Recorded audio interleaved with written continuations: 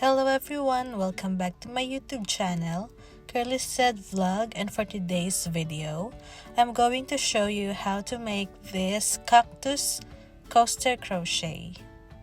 Here are the materials: medium-sized acrylic yarn, a pair of scissors, 5mm hook, and yarn needle. Now, without further ado, let's begin. First step is to make a magic ring. Next, chain 2.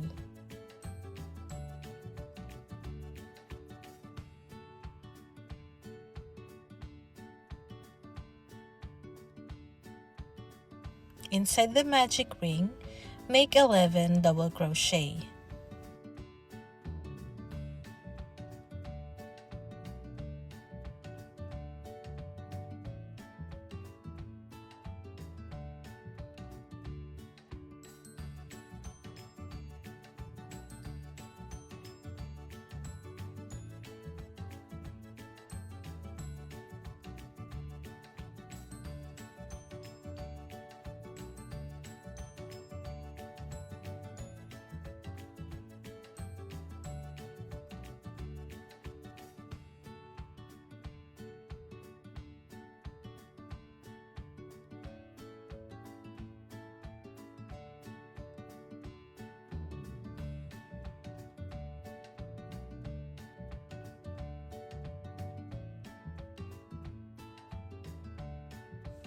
Next, close the magic ring, then slip stitch on top of chain 2.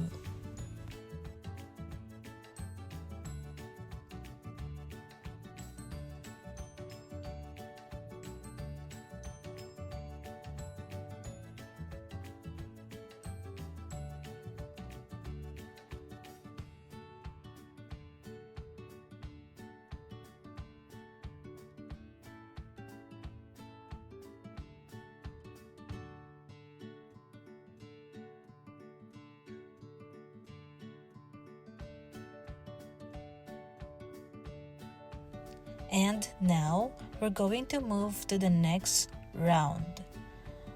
First step is chain 2, and then make 2 double crochet on each stitch until you finish the round.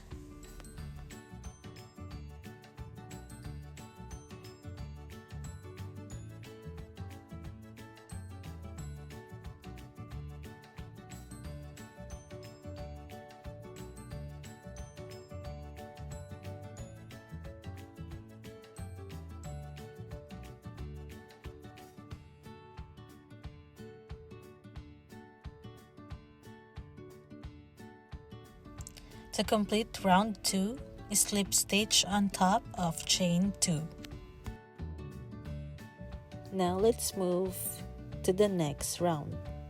First, chain 2. On the first stitch, make 1 double crochet. And then on the next stitch, make 2 double crochet. Repeat the pattern until you finish the entire round.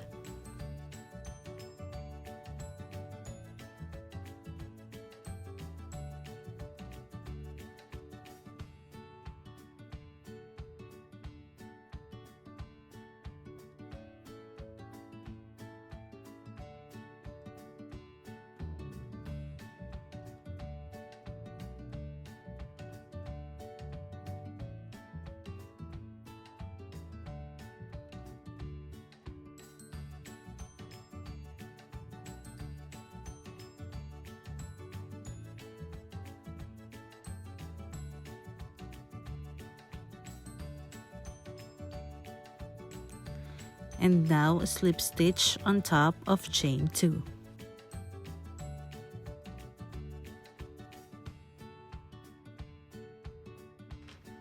Now, moving to round 4, chain 2. And then on the first stitch, make 1 double crochet. On the second stitch, make 1 double crochet. and then on the third stitch, make 2 double crochet. Repeat this pattern until you finish the entire round.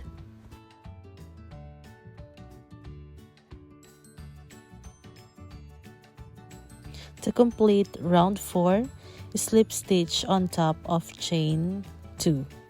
And guys, please subscribe to my YouTube channel, like this video, and if you have any recommendations and suggestions, you can leave it on the comment section below. And also click the bell button to notify you if I have a new uploads. And now, cut and hide the excess yarn.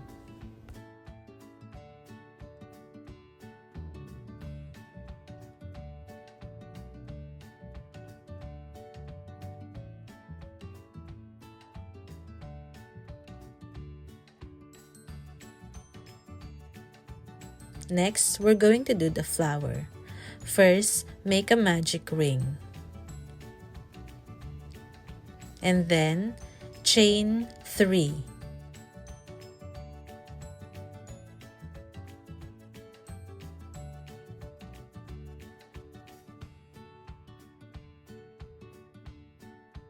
Next, make 2 double crochet inside the magic ring.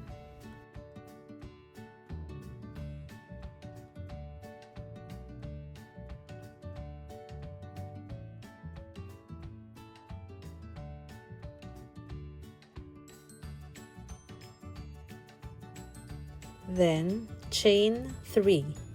Next, make a slip stitch inside the magic ring. Repeat this pattern 5 times to complete the petals. Again, chain 3. Next, make 2 double crochet inside the magic ring.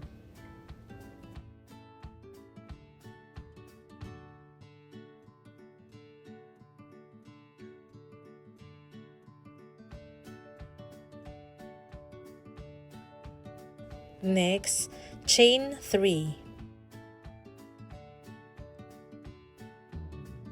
Then slip stitch inside the magic ring.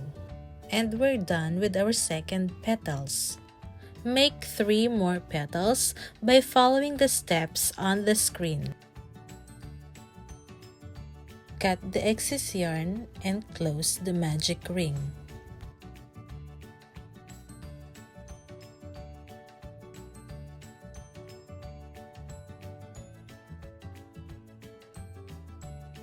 Using a yarn needle, attach the flower.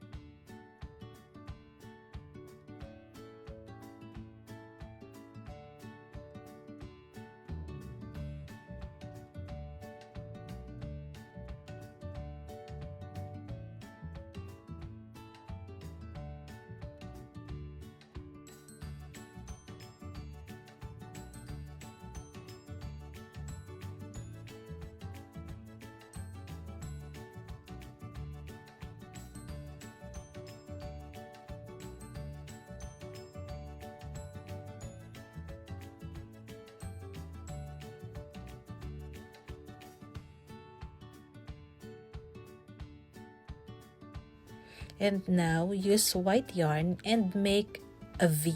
This will be the thorn of the cactus.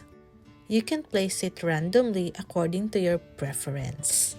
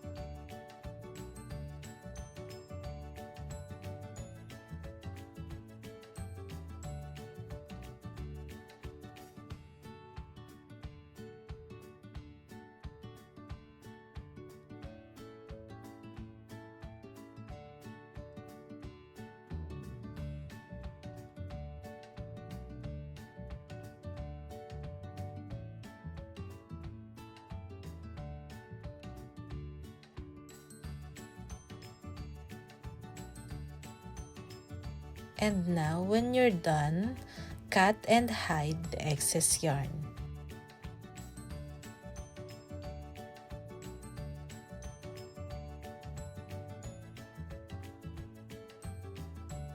This is the final outcome.